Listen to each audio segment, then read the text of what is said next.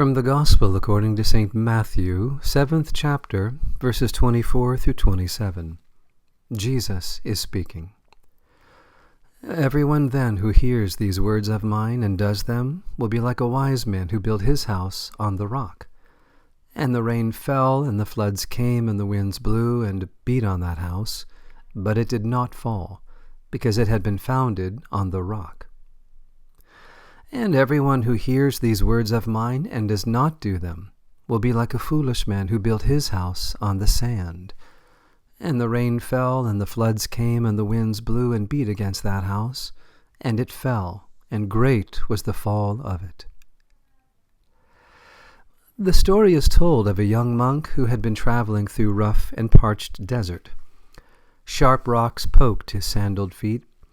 Sweat moistened his fabric so his skin grew irritated. While walking in the hot sun, he came across a spring of crystal clear water, like a kiss of grace. The water tasted so clean, so sweet. He couldn't remember when he had felt so refreshed. He filled his leather canteen with as much water as he could so he could bring the same joy back to his spiritual father at the monastery. But it was a long journey still. After 4 days he finally arrived and presented the water to his spiritual father, eager for his beloved mentor to lift the canteen to his own lips. The old man took and drank. He lowered the canteen and looked lovingly at his spiritual child before him. With a smile, he warmly thanked the lad for this refreshing drink. The young monk returned to his room with a happy heart. Moments later, another monk emerged from the elder's cell and asked if he could take a drink from the canteen. Yes, the elder replied. The monk took and drank. Suddenly he spat out the water.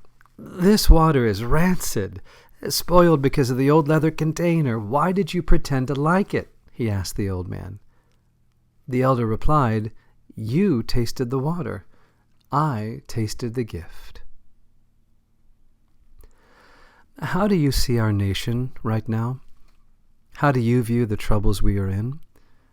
The year began with such optimism, didn't it?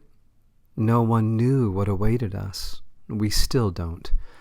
A pandemic we do not understand, racial violence we cannot overcome, irrational behaviors we cannot control, divisive attitudes we cannot lay aside. So much uncertain, so much fragile. No one would be blamed if they took a sip of culture right now and tasted only rancid water. Rains are falling, floods are rising, winds are blowing, our house is taking a beating. What is the Christian to do? Who is the Christian to be? You have heard of the New Testament word logos. Logos is translated as word and refers to Christ, who is the Word of God, in a sense uttered forth from the Father for the salvation of the world. Centuries before Christ, logos was a term in philosophy that meant reason, structure, stability, creative pattern, ordering principle. But when St. John the theologian got a hold of the word to use in the gospel that bears his name, he said the logos is not an idea, but a person. In the beginning was the logos, and the logos was with God, and the logos was God. Christ is the logos, and that means that Christ is the reason, the structure, the stability, the creative pattern, the ordering principle for the whole world. Logos is also the root for logical. This means that the Christian, a person who follows the Logos, who is being saved by the Logos, who gives heart and mind over to the Logos, the Word of God, is a person who should be able to offer reason, structure, stability, creativity, order, principle, logic. Rains are falling, floods are rising, winds are blowing, our house is taking a beating. What is the Christian to do? Who is the Christian to be?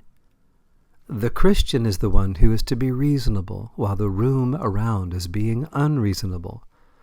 The Christian is to provide structure while the room is falling apart.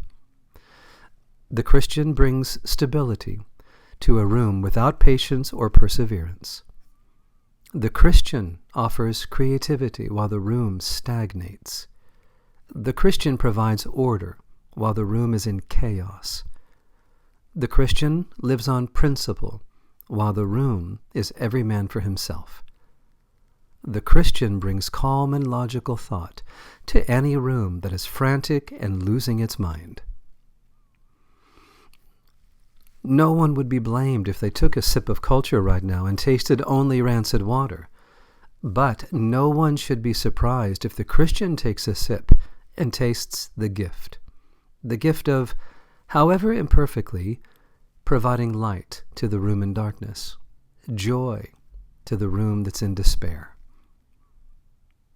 Such optimism is not automatic, however. Christians have our own soul work to do, because at any given moment, the farther we stray from Christ and His church, the more irrational, the more unstable, the more uncreative, unprincipled, unreasonable, illogical we become. There are only two energies in the universe, divine energy and demonic energy, just as there are only two foundations on which to build a life, rock and sand, which is anything else but the rock. The choice is ours. Rains are falling, floods are rising, winds are blowing, our house is taking a beating. What is the Christian to do? Who is the Christian to be? We look to the one to whom we belong and the one whose holy name we carry. Step back and look at the privilege. We are not called to be part of the problem. Why? Because in the beginning was the solution, and the solution was with God, and the solution was God. May God bless us all.